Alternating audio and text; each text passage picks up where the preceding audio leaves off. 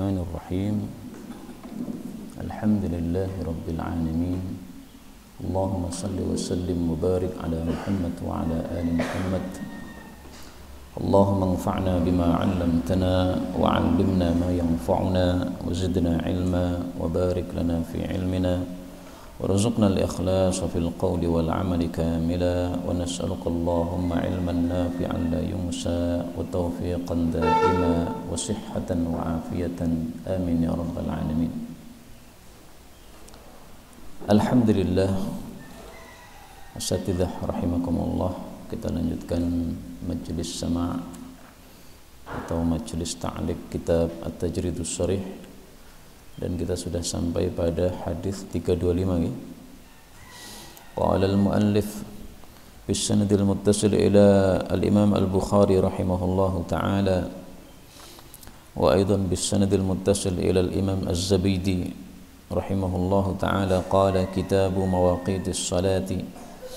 Hadis 325 wa an Abi Mas'ud al-Ansari radhiyallahu anhu annahu dakhala 'ala al-Mughirah bin Syu'bah وقد أخر الصلاة يوما بالعراق فقال ما هذا يا مغيرة أليس قد علمت أن جبريل صلى الله عليه وسلم نزل فصلى رسول الله صلى الله عليه وسلم ثم فصلى رسول الله صلى الله عليه وسلم ثم فصلى رسول الله صلى الله عليه وسلم ثم فصلى رسول الله صلى الله عليه وسلم ثم فصلى رسول الله صلى الله عليه وسلم ثم قال بهذا أمرت.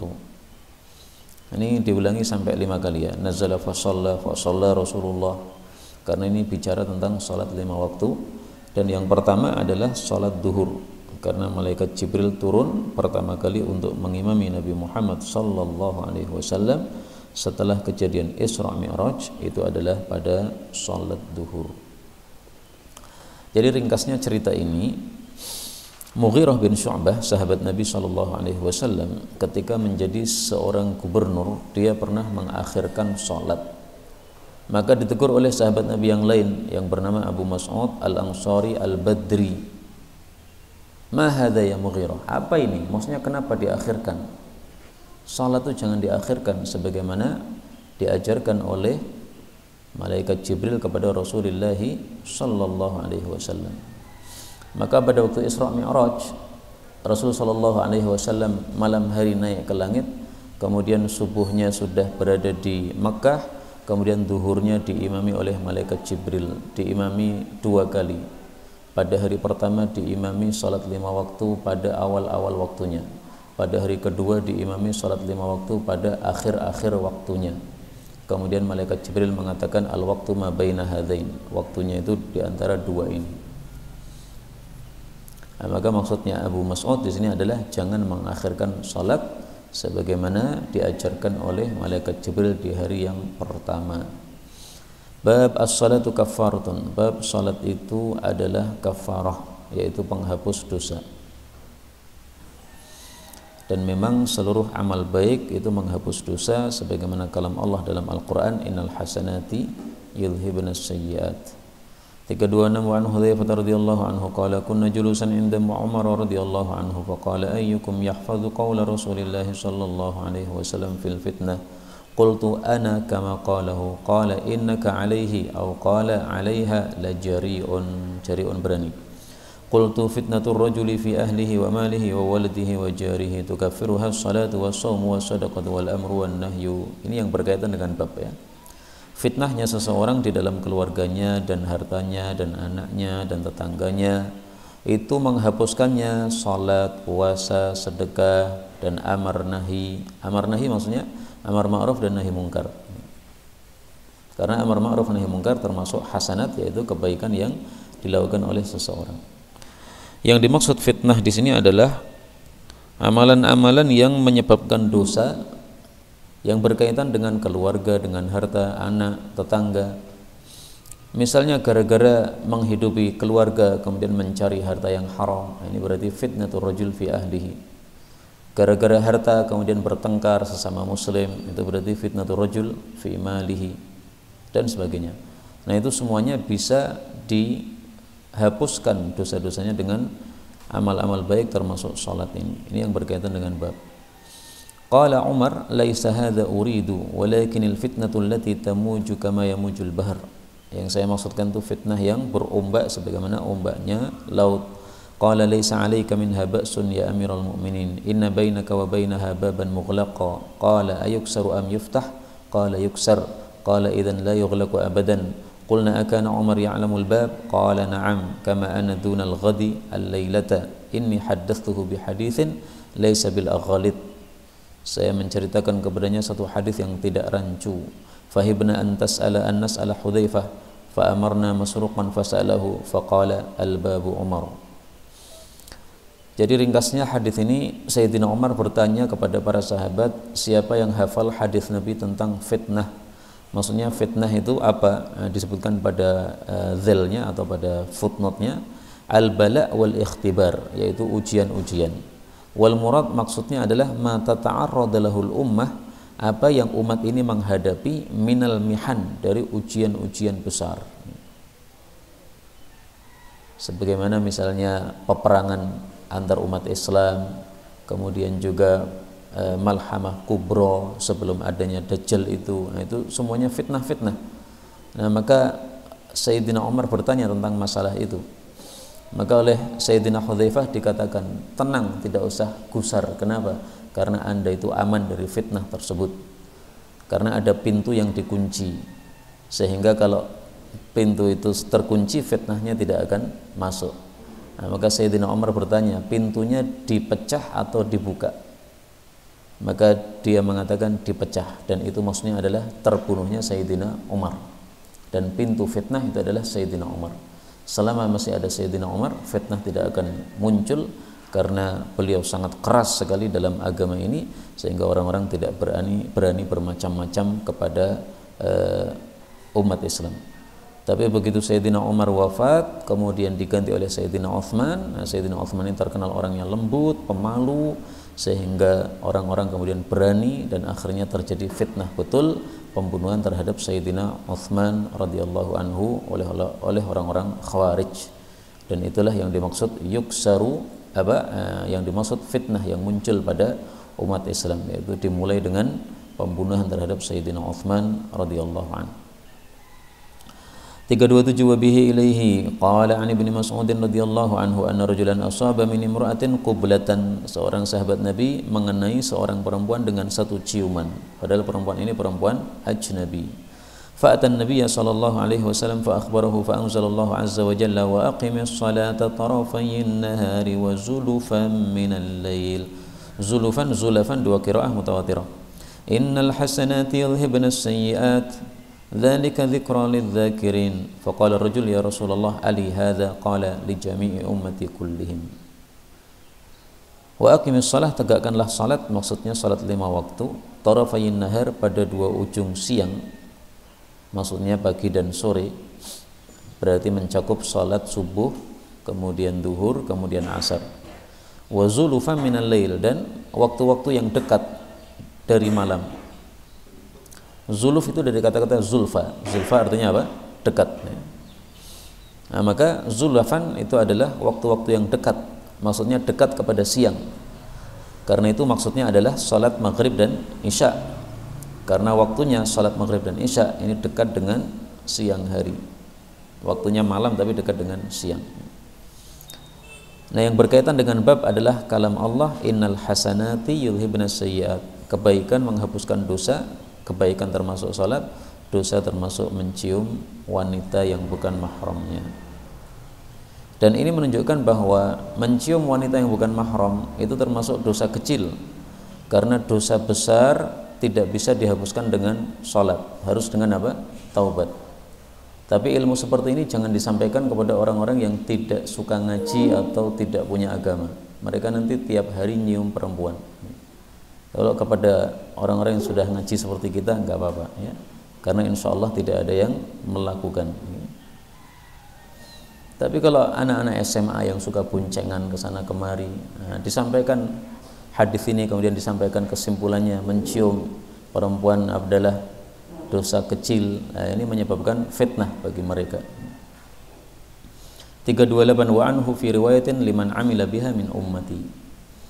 Maka ringkasnya menghapuskannya salat terhadap dosa mencium ini tidak hanya untuk sahabat tadi, tapi untuk siapapun dari umat Nabi Muhammad sallallahu alaihi wasallam. Ada hadis yang lebih bagus dari hadis ini. Saya temukan di dalam kitab Targhibut Tarhib. Saya carikan dulu. Kata kuncinya tahtariqun. Targhib wa Tarhib, ini karya Al-Imam Al-Mundhiri. Ada dua kitab, Targhib wa Tarhib, satunya karya Mundhiri, satunya karya Qawamus Sunnah. Tapi yang saya maksud ini yang karya Al-Mundhiri.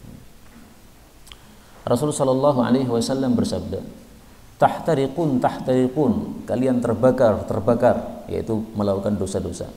Fa idza shallaitumus subha ghasalatha, kalau kalian salat subuh, maka salat subuh itu membasuh dosa-dosa tadi. Tsumma tahtariqun, kemudian kalian terbakar lagi. Kalau kalian salat duhur, maka salat duhur membasuhnya. Tsumma tahtariqun, kalau kalian salat asar, maka membasuhnya. Tsumma tahtariqun, kalau kalian salat maghrib, maka membasuhnya. Tsumma tahtariqun, kalau kalian salat isya, maka membasuh dosa-dosa tersebut. Tsumma tanamun, kemudian kalian tidur, falyuktab alaikum, maka tidak dicatat lagi dosa karena tidur tidak punya dosa, hatta tastayqidu, sampai bangun lagi. Ini hadis riwayat Tabarani dan sanadnya hasan.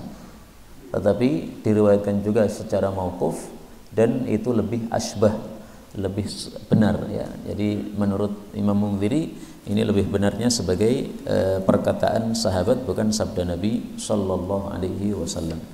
Tapi yang mengatakan itu riwayatnya dari sabda Nabi pun sanadnya juga hasan, dan itu semakna dengan hadis ini.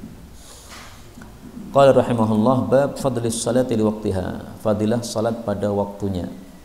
Pada waktunya ini mencakup waktu awal maupun tengah maupun akhir. Yang penting masih pada waktunya, tidak keluar dari waktunya. Tapi tentu saja salat di awal waktu lebih utama daripada di tengah waktu, dan salat di tengah waktu lebih utama daripada salat di akhir waktu.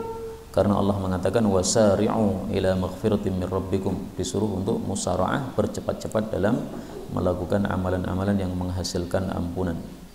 326 wa anhu radhiyallahu anhu qala sa'altu an-nabiy sallallahu alaihi wasallam ayyul amali ahabbu ila Allah ta'ala qala as-salatu ala waqtiha qala thumma ayyun qala thumma birrul walidaini qala thumma ayyun qala al-jihadu fi sabilillah qala haddatsani bihinna Rasulullah sallallahu alaihi wasallam walau istazadtuhu lazadani. Jadi salat yang amal yang paling disukai oleh Allah adalah salat 5 waktu tepat pada waktunya. Dan apabila di awal waktu, maka lebih utama lagi. Ini lafal hadisnya as-salatu ala waqtiha, bukan fi awwali waqtiha. Kalau lafalnya fi awwali waqtiha, riwayat Abu Dawud itu, maka hadisnya diperselisihkan derajatnya oleh para ulama. Syekh Albani mensahihkan, tetapi guru kami Syekh Mustafa Al-Adawi mendhaifkan. Karena itu yang sahih adalah as-salatu ala waqtiha, bukan fi awwali waqtiha ya. Meskipun maknanya juga sahih yang fi awali waqtiha tadi. Bab as-salawatul khamsu kaffarah, bab salat-salat 5 waktu itu penghapus dosa. 330 wa Nabi Hurairah radhiyallahu anhu annahu sami'a an-nabiy sallallahu alaihi wasallam yaqul ara'aytum law anna nahran bi babi ahadikum yaghtasilu fihi kulla yawmin khamsan ma taqul dzalika yubqi min daranihi. Apa pendapat kalian andai sungai di pintu seseorang, maksudnya dekat dengan pintunya atau di depan pintunya, dia mandi padanya setiap hari 5 kali, apakah hal itu menyisakan dari kotorannya? Qalu la yubqi min daranihi syai'an qala fadzalika mithlu salawatil khamsi yamhullahu bihil khataya. Nah, jadi ringkasnya salat 5 waktu menghapuskan dosa-dosa. Dan apabila tidak punya dosa, maka salat 5 waktu fungsinya adalah meninggikan derajat di hadapan Allah Subhanahu wa taala. Ini ada kalimat yang muskil ya. Ma taqulu dzalika yubqi min daranihi. Apakah semua naskah begitu atau bagaimana? Karena seringkali di naskah kita ini banyak kesalahan-kesalahan ya. Sehingga perlu dicek lagi kalimatnya bagaimana gitu. Ini saya cekkan dari kitab Syarah Qastallani atau Irsyadus Sari.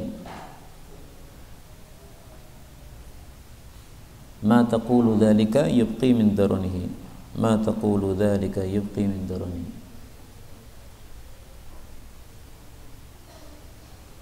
Sudah benar ya kalimatnya begitu? Ma taqulu ayyuhas sami, ma tadhunnu, apa yang kamu sangka?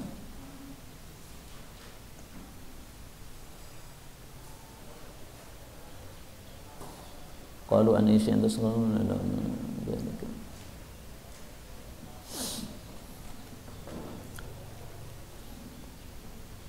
Ma taqul, berarti ini dua kalimat ya. Ma taqul, apa yang kalian sangka? Nah, kemudian kalimat yang kedua, dzalika yubqi min darani, maksudnya adzalika yubqi min darani, apakah hal itu menyisakan dari kotoran-kotorannya? Ya. Demikian, wallahu a'lam. Bab al-musalli yunaji rabbah, orang yang salat itu munajat kepada Allah Subhanahu wa taala. 331. An Anas radhiyallahu anhu anin Nabi sallallahu alaihi wasallam, di sini anin nabiyyu, maksudnya anin nabiyyi sallallahu alaihi wasallam, annahu qala i'tadilu fi sujudi, luruslah dalam sujud, wala yabsut dira'ihi kal kalbi, jangan menghamparkan dua hastanya seperti anjing. Fa idza bazaqa fala yabzuqanna baina yadayhi wala an yaminihi fa innahu yunaji rabbah, meludah jangan di depan, jangan di kanan, karena dia sedang munajat sama Allah. Dalam hadis yang lain disebutkan karena Allah di depan dia dan karena malaikat di kanan dia.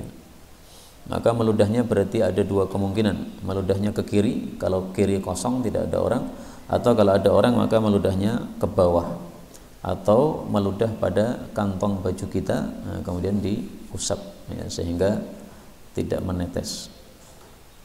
Yang dimaksud i'tadilu fi sujud, luruslah di dalam sujud, itu maksudnya sujud secara sempurna sebagaimana dilakukan oleh Rasulullah sallallahu alaihi wasallam. Jadi telapak tangannya menempel ke tanah, sementara hastanya ini tidak menempel ke tanah. Kemudian siku-sikunya dijauhkan dari perut, kemudian perutnya dijauhkan dari paha. Maka secara tidak langsung kata-kata i'tadilu fi sujud ini menunjukkan bahwa ketika sujud paha kita lurus ya. Jadi tidak bengkok ke belakang sebagaimana sebagian orang salatnya jingkrung, tapi juga jangan terlalu bengkok ke depan sehingga seperti delosor, itu juga sesuatu yang tidak bagus. Maka lurus saja, normal. Bab al-ibrad bidzuhri fi syiddatil har, menunggu waktu dingin untuk salat duhur pada dahsyatnya panas. Ini hadis berlakunya untuk negara-negara panas seperti Arab dan sebagainya. Adapun di Indonesia tidak ada syiddatul har. 332 wa Nabi Hurairah radhiyallahu anhu an Rasulillah sallallahu alaihi wasallam qala idza ishtadda al-harru fa abridu bis shalah. Kalau sudah dahsyat panas maka tunggulah dingin untuk salat duhur. Nah, maka di Indonesia tidak ada syariat ini karena apa? Tidak ada istidadul har di Indonesia. Fa inna syiddatal harri min fayhi jahannam. Dahsyatnya panas itu termasuk dari uap nafasnya neraka jahanam. Jadi neraka jahanam bernafas mengeluarkan uap, nah itulah sebab panas di dunia ini. Dan ini menunjukkan jannah atau neraka sudah diciptakan, sudah ada. Washtaqatin naru ila rabbiha faqalat ya rabbi akala ba'di ba'dan fa'adhina laha binafasain. Neraka mengadu kepada Allah Subhanahu wa taala, dia mengatakan wahai Rabbku telah makan sebagianku kepada sebagian yang lain, maka Allah mengizinkan kepadanya 2 kali nafas. Ini kalimat diperselisihkan oleh para ulama. Menurut Imam Nawawi ini adalah kalimatnya hakikat, jadi betul-betul mengadu, betul-betul memakan, betul-betul bernafas. Sementara Imam Baydawi memahami hadis seperti ini dengan makna majazi ya. Jadi tidak betul-betul mengadu, tidak betul-betul memakan, tidak betul-betul bernafas. Tapi kita punya kaidah. Kaidahnya mengatakan al-aslu fil kalami al-haqiqah. Hukum asal suatu ucapan itu adalah apa? Dipahami dengan hakikat. Ya berarti betul-betul makan. Ya. Nah terus makannya gimana? Nggak usah ditanyakan, orang kita nggak ngerti. Ringkasnya neraka itu mengalami 2 kali nafas. Nafasin fis syita wa nafasin fis shauf. 1 kali nafas musim dingin dan 1 kali nafas pada musim panas. fa huwa asyaddu ma tajiduna minal harri wa asyaddu ma tajiduna minaz zamharir. Zamharir itu kebalikan dari har, ya, dingin. Ini dulu saya salah paham. Saya kira 2 kali nafas itu 1 nafas mengeluarkan dan itu pas panas, 1 nafas pas dia menghirup dan itu pas dingin, ya. Ternyata saya salah paham. Nah, maka sekaligus ini ralat untuk penjelasan saya pada masa-masa lalu, mungkin ketika saya masih belum menikah waktu itu. Maka yang dimaksud 2 kali nafas ini ya nafas mengeluarkan itu. Nafas dia mengeluarkan pertama itu panas, nafas dia mengeluarkan kedua itu dingin, karena di neraka itu ada tobaqah zamhaririyah, ada satu lapisan neraka yang di situ memang siksanya serba dingin di situ. Disebut apa?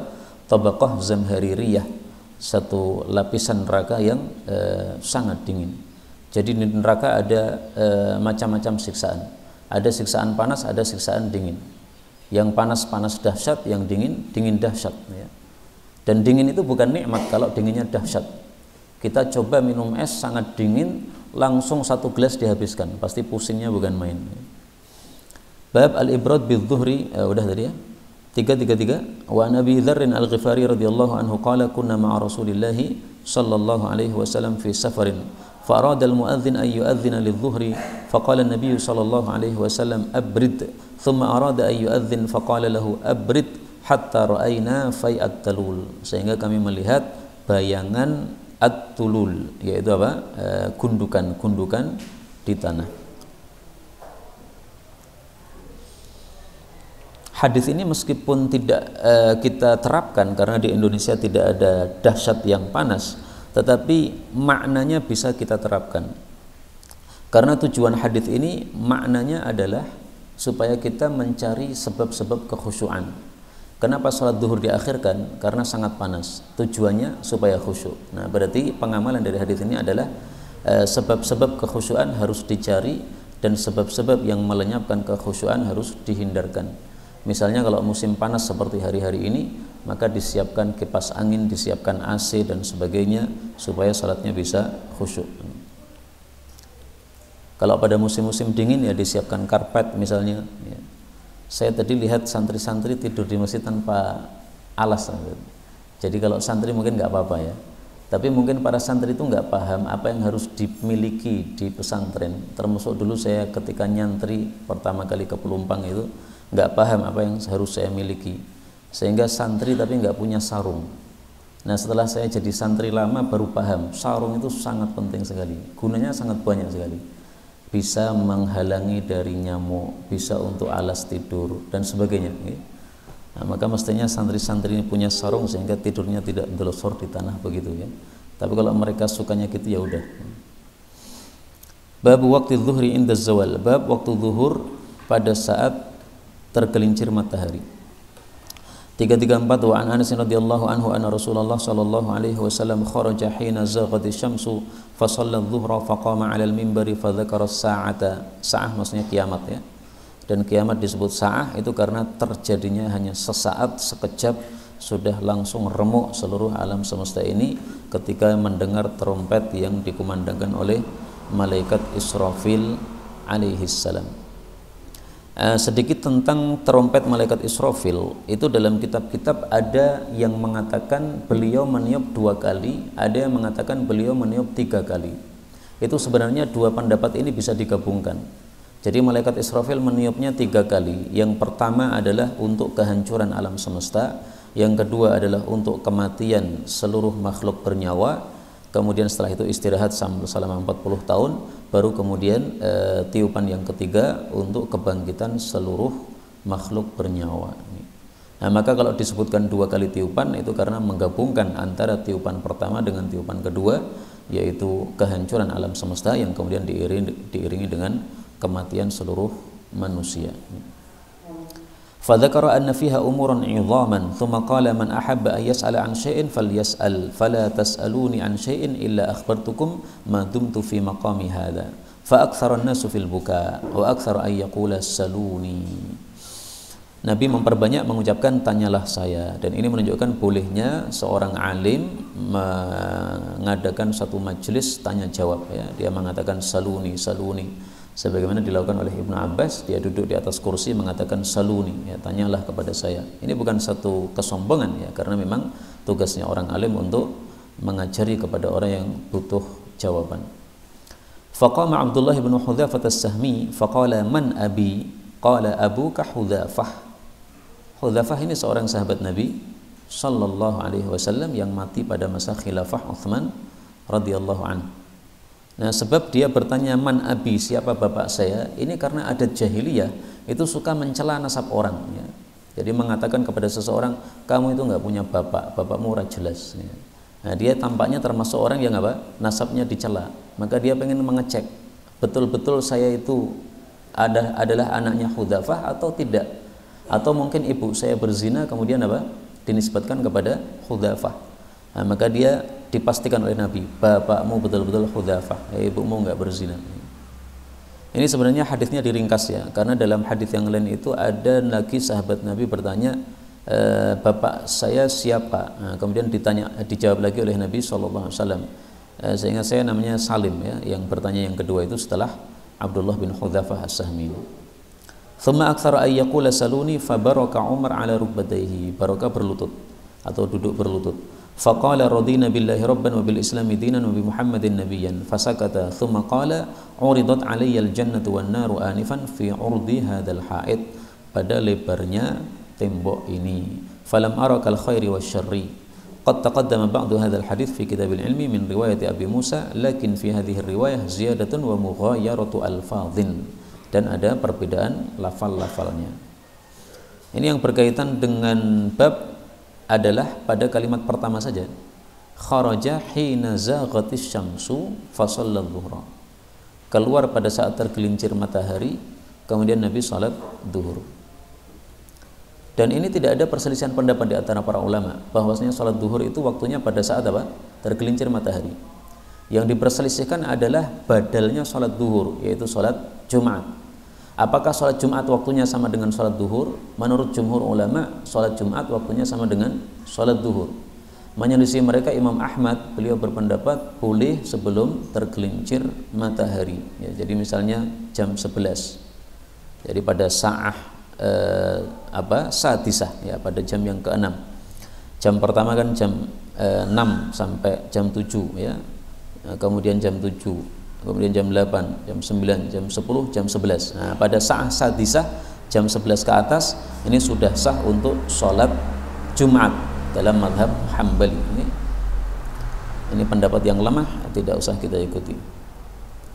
335 wa an Abi Barzah radhiyallahu anhu qala kana an-nabiy sallallahu alaihi wasallam yusalli as-subha wa ahaduna ya'rifu jalisahu wa yaqra'u fiha ma baina as-sittin ila al-100 ويصلي الظهر إذا زالت الشمس والعصر وأحدنا يذهب إلى أقصى المدينة فيرجع والشمس حية ونسي ما قال في المغرب قال ولا يبالي بتأخير العشاء إلى ثلث الليل ثم قال إلى شطر الليل. ولا يبالي, dan beliau tidak peduli bitakhiril isya, mengakhirkan salat isya, ila thuluthil lail, sampai sepertiga malam yang pertama. Thumma qala, kemudian rawi mengatakan ila syatril lail, sampai separuh malam. Jadi rawinya ragu-ragu ya, sepertiga atau separuh. Tapi dalam Sahih Muslim ada riwayat yang jazm, yang tidak ragu-ragu bahwa itu adalah thuluthil lail, sepertiga malam. Karena itu dalam mazhab Syafi'i, waktu ikhtiar untuk salat isya itu sampai sepertiga malam, bukan sampai setengah malam. Nah, sepertiga malam ngitungnya gimana? Ya malam dibagi 3. Maka ringkasnya saja, daripada isya sampai dari maghrib sampai subuh itu kan sekitar 10 jam ya, atau kalau untuk mudah menghitung ya 9 jam. Nah, 9 jam pertama setelah isya itu maksudnya thuluthul lail, dari jam 7 ya, 8, 9, 10 sampai jam 10. Jangan salat isya lebih dari jam 10 kecuali terpaksa. Ngitungnya dari maghrib, karena waktu malam dari maghrib. Tapi maksud saya untuk memudahkan. Tapi sebenarnya perbedaannya enggak jauh kan? Karena 10 jam tepatnya kalau daripada maghrib, kalau daripada isya berarti 9 jam, untuk memudah menghitungnya 3 jam itu. Adapun kalau mau salat isya jam 12 malam ya boleh apabila ada uzur atau ada sebab. Maka salat isya itu waktunya ada 3, waktu fadilah, waktu ikhtiar, dan waktu ittirar ya. Waktu yang paling utama fadilah yaitu awal waktu apabila memang tidak mampu akhir waktu. Kemudian waktu ikhtiar yaitu waktu kondisi normal itu sampai sepertiga malam sebagaimana dalam hadis ini. Kemudian waktu ittirar, waktu terpaksa, yaitu setelah sepertiga malam sampai terbitnya fajar.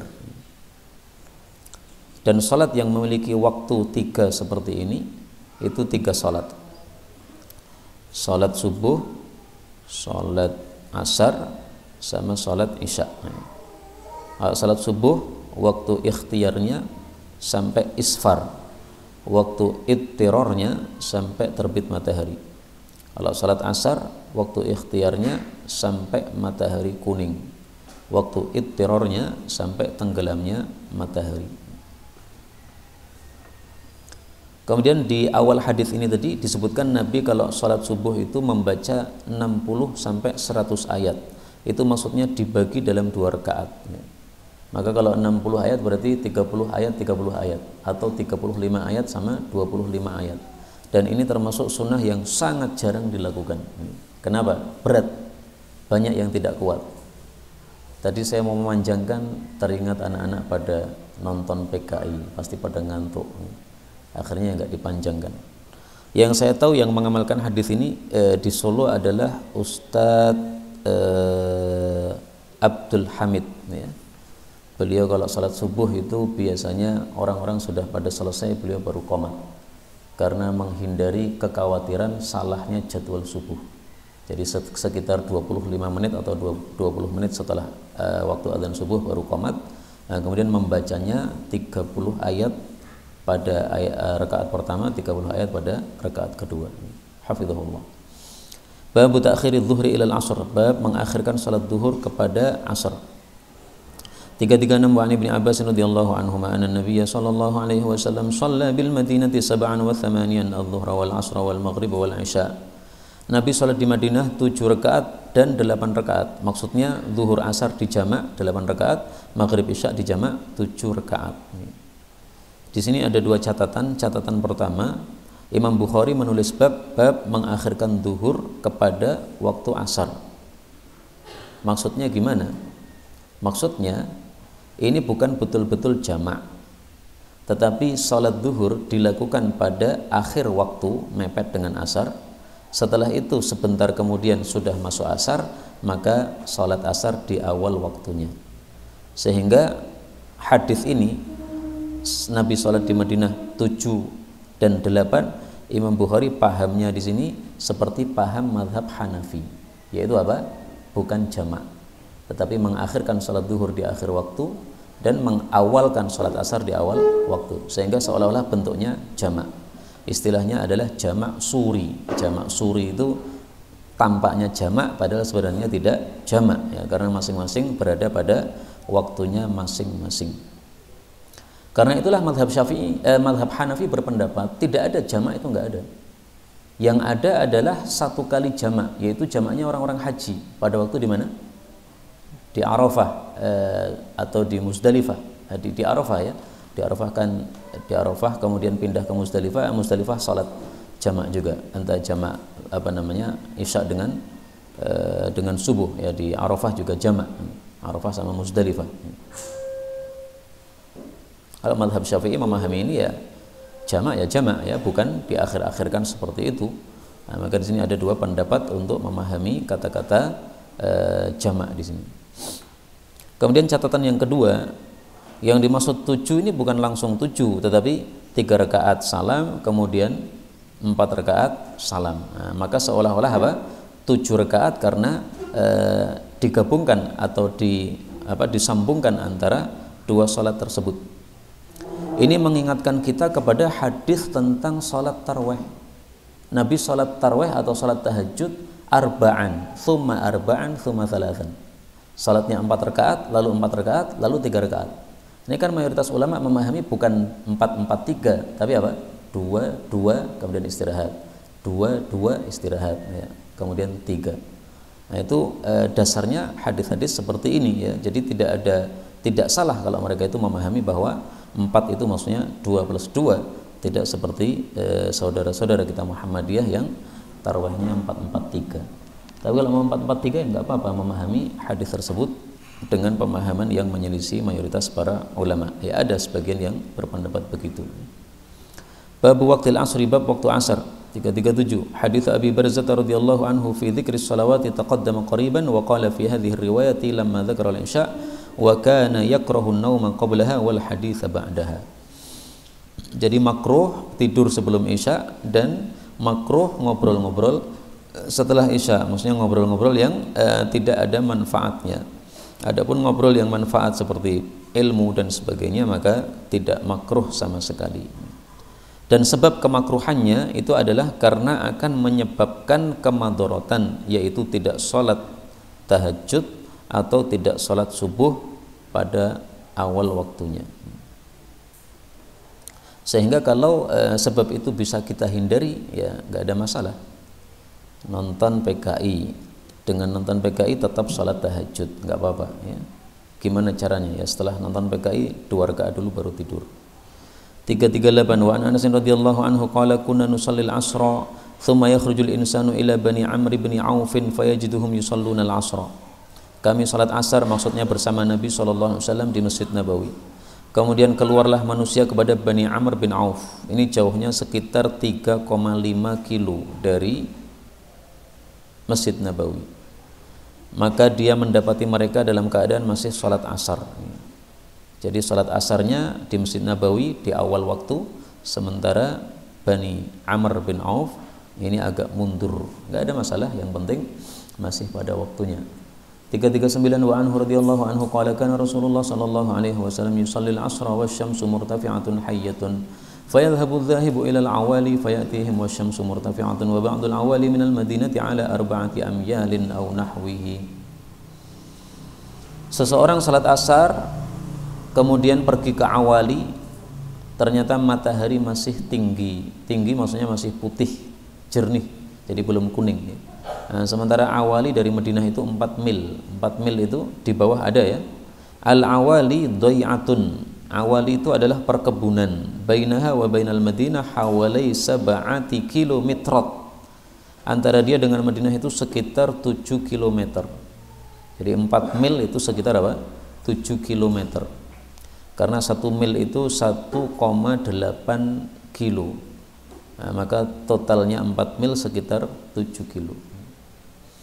Ini menunjukkan apa? Nabi sholat asar di awal waktu. Karena itu ringkasnya, sholat 5 waktu semuanya lebih utama di awal waktu, selain sholat isya lebih utama di akhir waktu ikhtiar apabila tidak memberatkan jamaah. Kalau memberatkan jamaah maka lebih utama juga sholat isya di awal waktu. Bab manfaatatul asar, bab orang yang terlewati sholat asar, maksudnya sholat asar sudah habis waktunya, dia belum sholat. 340. Wa an Ibnu Umar radhiyallahu anhu ma anna Rasulullah sallallahu alaihi wasallam qala alladzi tafutuhu salatul asri ka'annama wutira ahlahu wa malahu. Orang yang terlewati sholat asar seperti kehilangan keluarganya dan anaknya. Wutira itu terputus, maksudnya apa? Kehilangan anaknya dan keluarganya dan hartanya, maksudnya rugi besar. Dan hadis ini menunjukkan fadilah salat asar. Allah Subhanahu wa taala mengatakan hafidhu 'ala shalawati was salatil wusta.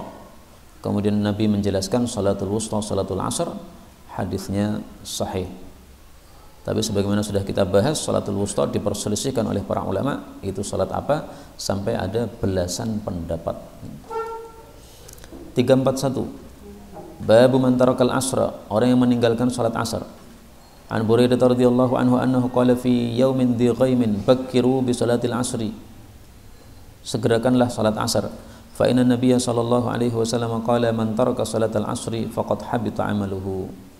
Meninggalkan salat asar gugur amalannya. Ini dijelaskan oleh para ulama, maksudnya amalan pada hari tersebut, bukan seluruh amalnya. Karena yang menghancurkan seluruh amal itu adalah satu saja, yaitu syirik. La in asyrakta la yahbatanna amaluka ay jami'u a'malika. Kalau kamu syirik, seluruh amalmu gugur. 342 wa an Jaririn radhiyallahu anhu qala kunna 'inda an-nabiy sallallahu alaihi wasallam fa nadhara ila al-qamari lailatan fa qala innakum satarawna rabbakum kama tarawna hadzal qamar. Nabi melihat kepada bulan kemudian mengatakan, kalian akan melihat Allah sebagaimana kalian melihat bulan ini. Ini menunjukkan Allah bisa dilihat, dan ini adalah akidah Ahlus Sunnah wal Jamaah. Sebagian firqah-firqah yang sesat mengatakan Allah tidak bisa dilihat. Kenapa? La tudrikuhul absar. Mata itu tidak bisa mencakup Allah Subhanahu wa taala. Nah, maka Ahlus Sunnah menjawab, itu adalah di dunia. Ataupun kalau maksudnya di akhirat, maka mata hanya bisa melihat, tapi kalau mencakup pengetahuan tentang Allah secara semuanya tidak bisa, ya, bisa melihat saja. Banyak ayat dan hadis yang menunjukkan Allah bisa dilihat. Kalau dalam Al-Quran ayat ada dua yang jelas. Yang pertama, wujuhu yawma idzin nadhirah ila rabbiha nadhirah. Yang kedua, innahum ar rabbihim yawma idzil lamahjubun. Imam Syafi'i mengatakan kalau ada yang mahjub berarti ada yang tidak mahjub, karena mahjub itu adalah siksaan bagi orang-orang yang kafir kepada Allah Subhanahu wa taala. Maka yang tidak kafir berarti tidak disiksa dengan hal tersebut. Kemudian diperselisihkan juga, apakah boleh orang yang melihat bulan kemudian menunjuk kepada bulan, ini bulan. Pendapat yang melarang itu tidak punya dalil yang sahih, sehingga kesimpulannya boleh menunjuk kepada bulan. Kemudian beliau mengatakan la tadammuna. Di situ tudammun, ya. Salah itu, ya. Diganti tadammun. Sebagaimana di bawah dijelaskan tudamuna dengan dhammah. Kalau tanpa, jadi kalau mimnya tidak ditasydid itu taknya di dhammah. Tudamuna. La yahsulu lakum dhaimun. Ini kurang ya juga. La yahsulu lakum apa? Dhaimun, di bawah, ya, di footnote. Tidak terjadi terhadap kalian dhaimun. Dhaimun itu kezaliman. Maksudnya zalim itu adalah sebagiannya melihat, sebagiannya tidak melihat. Nah, berarti yang tidak melihat terzalimi. Au tadammun, atau tadammun, taknya di fathah, mimnya di tasydid. Bimakna ad-dhammi. Tazdahimun, yaitu kalian berdesak-desakan. Maka ringkasnya boleh dibaca 3 bacaan. Pertama, la tadammuna, mimnya ditasydid, kalian tidak berdesak-desakan fi ru'yatih, dalam melihat Allah. Kenapa? Karena jelas cetha welo-welo.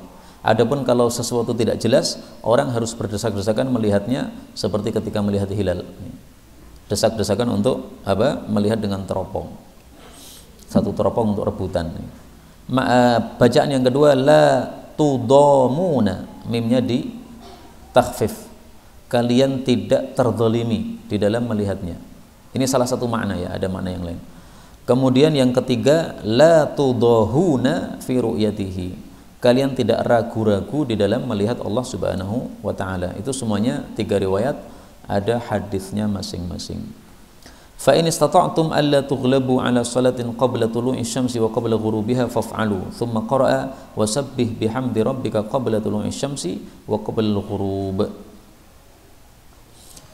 Jangan terkalahkan untuk salat sebelum terbit matahari dan sebelum tenggelam matahari. Ini maksudnya salat subuh sama salat asar. Sebelum terbit matahari berarti subuh, sebelum tenggelam matahari maksudnya asar. Dan itu sharih di dalam riwayat Imam Muslim, yaitu salat subuh dan asar. Maka yang dimaksud di sini bukan salat yang sebelum adanya salat 5 waktu.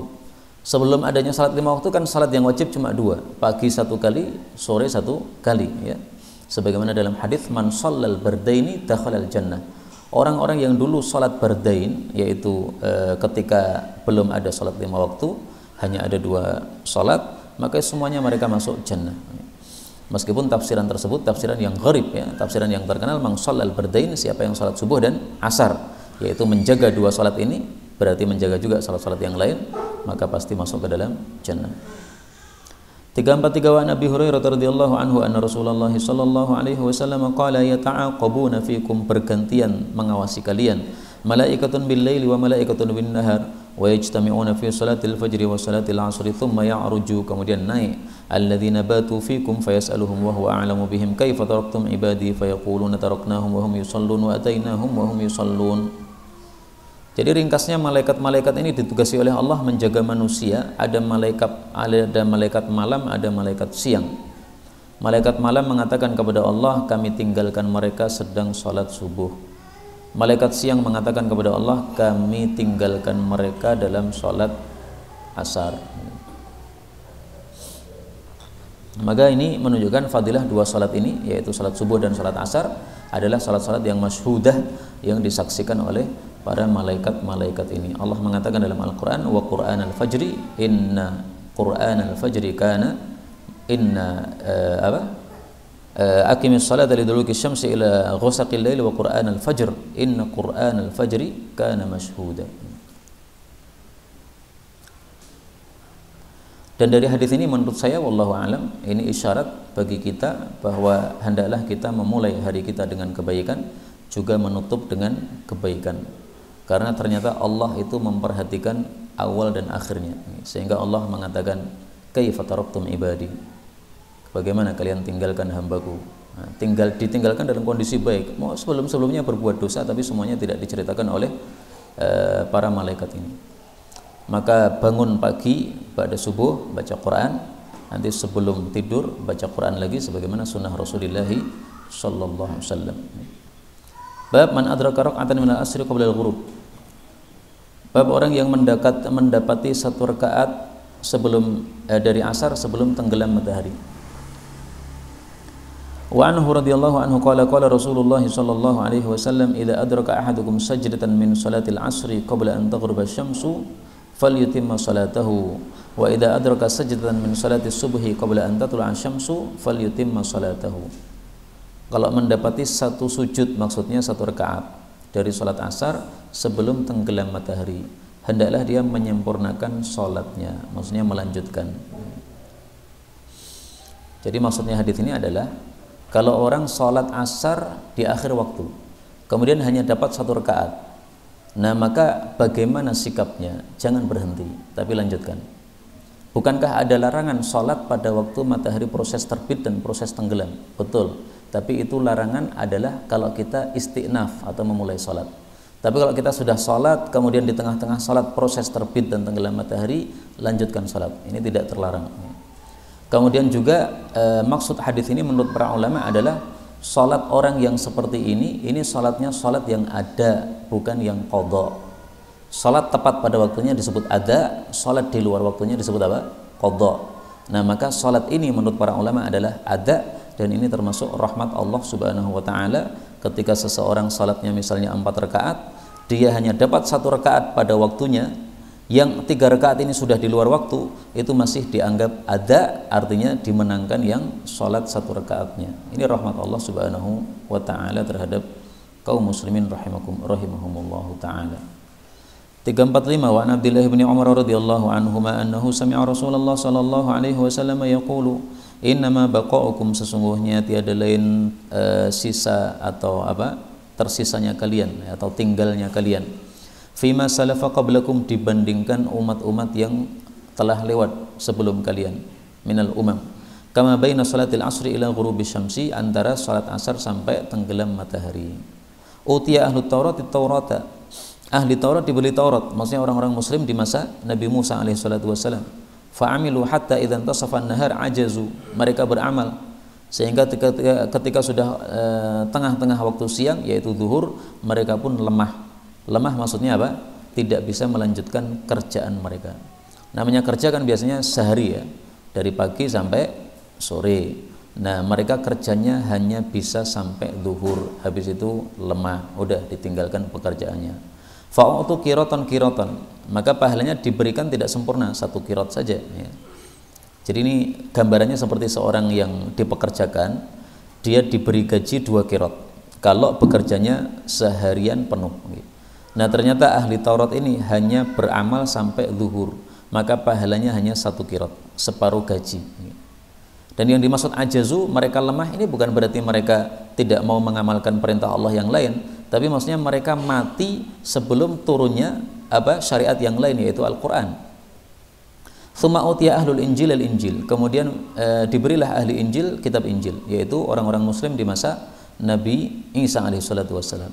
Fa'amilu ila salatil asri thumma ajazu fa'utu qiratan sama ya.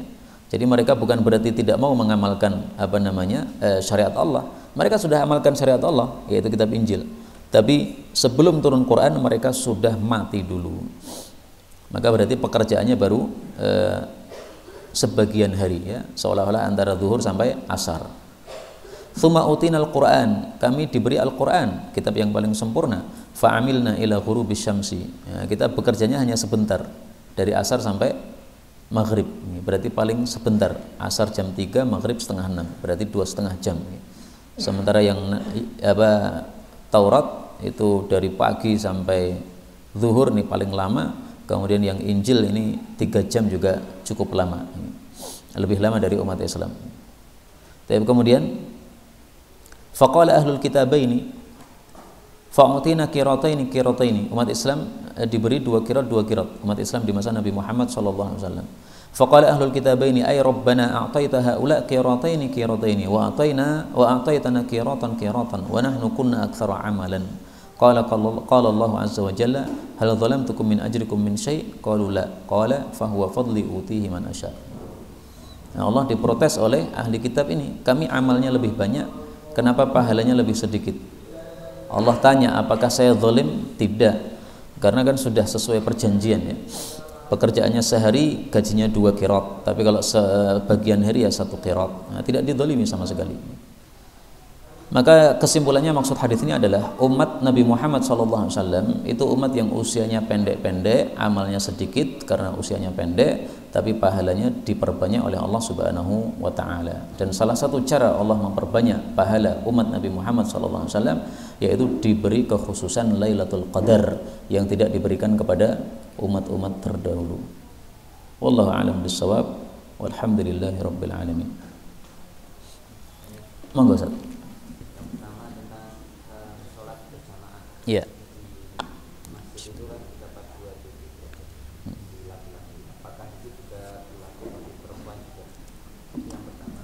Saya jawab dulu Ustaz supaya nggak lupa, karena saya itu sering lupa. Jadi apakah sholat jamaah di masjid pahalanya 27 itu juga berlaku untuk perempuan? Pertanyaan ini muncul wajar ya, karena ada hadis mengatakan afdalu au khairu salatil mar'i an-nisa'i fi qa'ri buyutihin.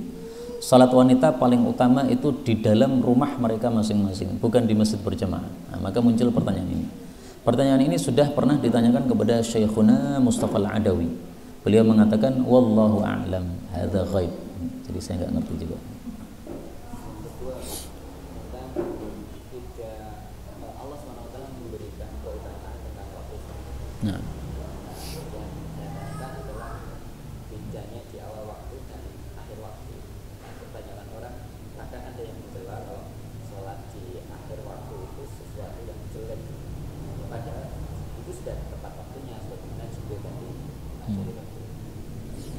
ya, salat di akhir waktu itu boleh, tidak ada masalah apabila ada sebabnya. Adapun kalau terbiasa salat di akhir waktu memang jelek. Kenapa jelek? Tidak sesuai sunnah Rasulullah SAW. Sehari-hari beliau itu salatnya selalu di awal waktu. Enggak pernah beliau tengah waktu atau akhir waktu kecuali dengan sebab seperti tadi ya, abridu bidzuhri tadi.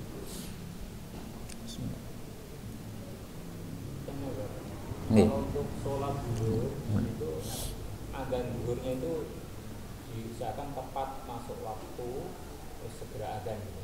Iya. Untuk Jumat apakah mementing-mentingkan itu juga adzannya itu dipaskan pas awal masuknya waktu? Jadi gini, adzan itu kan artinya pemberitahuan ya, i'lam, pemberitahuan. Pemberitahuan apa? Pemberitahuan bahwasanya waktu sholat sudah masuk. Sehingga adzan itu hukum asalnya harus di awal waktu. Kenapa? Karena tujuannya untuk memberitahu masuk waktu. Apakah boleh adzan diakhirkan? Boleh ketika ada sebab. Misalnya dalam kasus Ibnu Abbas mengimami salat maghrib agak akhir waktu itu ya, gara-gara dia kajian. Nah, maka ada orang datang mengatakan sholat. Atau misalnya kita kajian ba'da maghrib sampai isya. Nah, ba'da maghrib sampai isya, setelah kajian selesai baru adzan. Berarti agak dimundurkan sedikit, ya nggak ada masalah. Adapun pertanyaan umum tadi, apakah sholat Jumat juga begitu? Sholat Jumat adzannya sesuai sunnah kan menunggu imamnya naik mimbar. Nah tentu saja kalau imamnya naik mimbar agak mundur ya adzannya agak mundur, ya nggak ada masalah. Untuk khatib perlu mengisahkan agar. Nah kalau untuk khatib saya kira wallahu alam bisawab ya, wallahu alam bisawab. Sesuai maslahat saja. Seperti di Kebonan antum tetapkan naik mimbar jam 12 kurang seperempat. Saya cocok. Karena saya pernah naik mimbar jam setengah 12 karena waktu itu zuhurnya maju. Yang sholat cuma satu, yang hadir baru satu soft. Saya waktu itu kaget juga, ini gimana kok cuma satu soft? Apa karena Abu Zaidan Syiah gitu? Ternyata karena saya keduluan. Jadi orang-orang pada bekerja setengah 12 itu masih belum selesai kerjanya, sehingga saya cocok dengan apa yang antum putuskan di Kebonan naiknya jam 12 kurang seperempat aja, sesuai kondisi masyarakat sana. Wallahu a'lam. Ada lagi?